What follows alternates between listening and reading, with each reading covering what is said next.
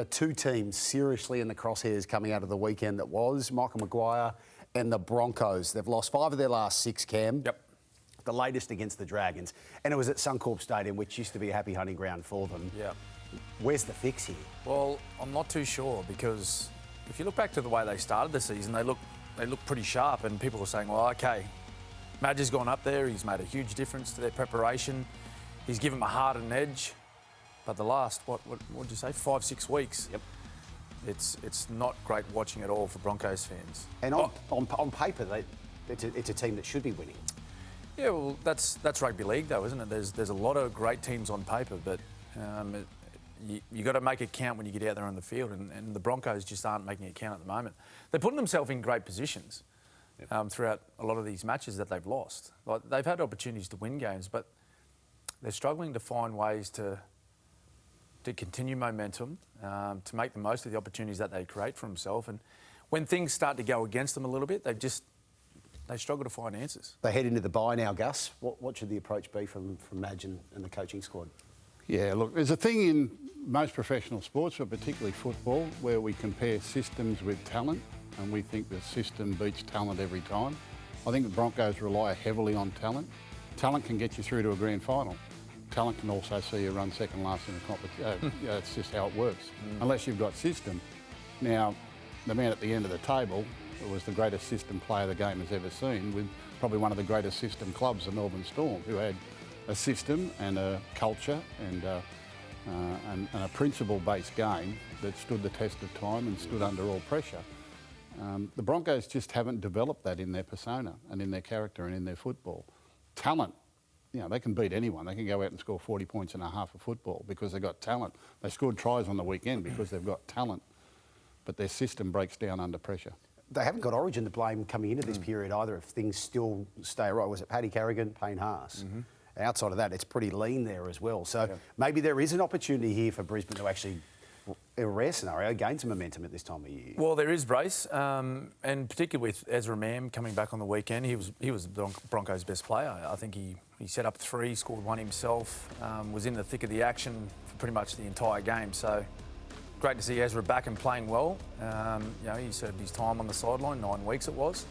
1 game in reserve grade, of course, but yeah, I think it was a pleasant surprise for everyone watching that game to see how well he come back. I think with the Broncos, there just needs to be a bit of accountability. Not a bit, sorry. I should say a lot of accountability from the players. Yep. A lot of the talk you hear about, or talking about the Broncos when they fail to win these games, you look back over the last few years, right? So Anthony Seibold, too technical. Kevin Walters, you know, wanted to be everyone's friend. Now Madge, he's too strict, he's too hard. Yep. Forget about that, boys. Go and play football. Yep. They're all talented footballers. They're all NRL players. Just get out there and get the job done. So it's Madge with the headache in Brisbane. In Newcastle, it's Adam O'Brien, Gus. His side, from their last 8 matches, they've won 1. The latest was against Parramatta, the early kick-off on Friday night. Is there a fix for this team? Well, it's the same thing. I mean, there's talent in the team. It's a little bit confusing as to why they're struggling to score points the way they are. They're really finding it hard to compete, and once they get a couple of tries down, it starts to get into their head, it gets into their body language, it gets into the way they play. And again, the cheapest thing is to be blaming the coach or putting out rumours that things aren't happy. That usually happens in losing situations. It comes down to the team and the players. It comes down to the system. It comes down to what they can believe in and what they can execute. And right at the moment, they just look lost. They look like a lost football team, again, without a personality. And the halves situation just hasn't helped either as well. I mean, you see Dylan Brown playing against his future team the other night, and he was having a bit of fun out there, but that's next year. That's not now. The chopping and changing, it only hurts. No, that's right. But Adam O'Brien came out and spoke about last year. He was criticised for chopping and changing, which it happened on numerous occasions throughout the year. This year, he's tried to stick with a couple of players in that number 6 and 7 jersey, and there's criticism again. So he feels as though that, you know, what he does is, whichever way he goes in that half situation, he's copping some flack. But they're a strange team, Newcastle. I've called a few of their games this year, and at times, you know, when they're at their very best, they can compete with every team in this competition. But when they're not at their best, there's such a big gap You know, the drop-off from their best football to their worst football, there's such a huge gap, and you just can't afford to show up like that every week, right? When you're playing in this competition, your best is here and your worst is there. You have to try and minimise that gap between those two. And now, no Kalen Ponga with Origin this weekend. They go to Bathurst to play Penrith. No Bradman Best with the hamstring. Well, you know, Origin could freshen Kalen Ponga right up. He comes in and has a big series. That could benefit Newcastle when that comes back because he'll have plenty of confidence and he'll want the ball in his hands. And once he's played in the Origin series, he'll come back to club football and that'll feel very much easier for him. So I think they should be glad that he's off to Origin for this little period here. It might freshen him up and get his juices flowing. The Knights, you know, there are games there where I think they're trying real hard in defence, but this frustration of not being able to post points, not being able to come up with an attacking game that puts pressure on the opposition really eats away at them over the period of the 80 minutes. And it's eating away week to week now. You know, they just got to push through it. There's no one going to get you out of this. Mind you, I thought Parramatta were really good on the weekend. Yeah. I thought they played well. They're getting better every week, so give them some credit too. But the Knights are in a hole and there's only one way to get out of it. Let's work together. Get it done. Michael Chemis returning a little later on with Scuttlebutt Central and got a bit of scuttle surrounding Kalen Ponga. So really, stay around for that one a little later. Now, time to talk some Origin. We've talked plenty of it with the coaches and players, etc. But the final word from you guys as they head into camp. Well, the big show next Monday night at Suncorp Stadium to preview it. But why is Queensland going to win the opener at home, Cam? Well, I think they would have learned a lot from last year. If you think back to game 2, they were embarrassed. Yeah, that was a big deficit against the Blues. Then they showed up at home. And look, I thought Game 3 was one of the best Origins I've seen in a long time. And I was lucky enough to play in a few. Been out of the Origin scene for quite some time now. It had everything. And if you think back to it, it was 2-0 at half-time.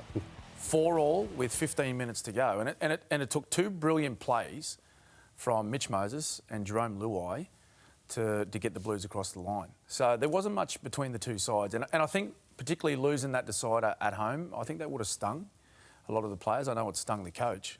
There's no doubt about that. And I reckon he's been thinking about it for about 12 months, Brace. So there's no doubt that Billy, he'll have this team well prepared, as will the Blues. Yep. But I just think, there's some lessons learned from last year, particularly in the preparation. I just think they'll be tip-top ready to go. To the other side of things, Gus, why are the Blues winning the opener? Yeah, I've got a great deal of respect for the fact that the first game's in Brisbane. I think that, that's a challenge that's always up for every Blues team. Yep. I always say you haven't experienced Origin until you've experienced it in Brisbane. It's a different animal up there. And Queensland will know the importance of this first one. This is their only home game of the series. It's number one. They won't want to go down one in the series. So this will be the biggest challenge for New South Wales. I hope New South Wales just don't rely on, courage and heart and all those things we talk about with Origin. They've got to have a strategy. They've got to have a game plan. They've got to stick to it. And I think that there are some issues with this Queensland side that they can exploit, but they're not going to exploit them if they just go up there and play club football. They've got to go out and play Origin football. They've got to have a strategy, and they've got to have something that they can focus on and rely on under pressure. And if they do that, I think they'll be too good. If they haven't got the strategy, if they haven't got, some principle based to what they're trying to do on the night, then Queensland and Suncorp will overwhelm them. It will eventually crack them, and it's happened so many times before. You go there without a strategy, you go there just trying to be tough and trying to be Origin players, it's nowhere near enough. You've got to have a strategy, and that's where New South Wales need to get it right. All right, so the following night, right after the men's opener, is the women's finale in Newcastle too. The Blues sweeping the series, Gus? 3-0, baby. 3-0. That's no doubt. No doubt. Never in doubt. Well, they've been super impressive, the Blues. They really have. It's amazing when you think about the fact that they haven't played it. They've had to create their own footy to play in camp. Yes. To get themselves primed for this. Yeah, the build-up, the preparation, Brace, isn't it? They had no lead-up games for it, so both sides had squads where they played pretty much in-house games against one another for the final selection. And I don't know. I just think looking at the preparation that the Blues have had and the way that how fast they look, how powerful they look. They're a big football side. They're full of athletes from 1 to 17. They just look like they're a bit more physically prepared for the battle. And it was quite ironic watching that game too. Coming off the loss in Queensland for the Maroons, I'm thinking this is deja vu. this is exactly like last year. Queensland will get a win and we'll tie it up and we'll go to game 3. But once again, New South Wales way too strong. I think they showed their mettle. I mean, as you say, they won the first game last year and then lost the next 2. They won the first game this year comfortably. Then they're down 6-0 after a few minutes in the second game. Mentally, that could have cracked them. They really were patient. They took their time. Took them 18 minutes to get on the board with Samaima Taufa. After that, it was pretty much one-way traffic. I think the underestimated part of this, the athleticism and the physicality of the New South Wales girls, is really showing out in defence. Queensland is struggling to get line breaks and score points, and that's eating away at them because once they get sort of 2 tries behind, they lose contact with the result. This girl, Olivia Koenig, has been absolutely outstanding. What a player she is. I just think they're too well prepared at the moment, and they've probably got a little bit of an edge talent-wise, and that's a good time to be going through. They don't want to waste that. You've got to go out and win 3-0. Don't give Queensland a sniff. Have them wondering about it all summer, trying to find some new players for next year. Don't give them any incentive.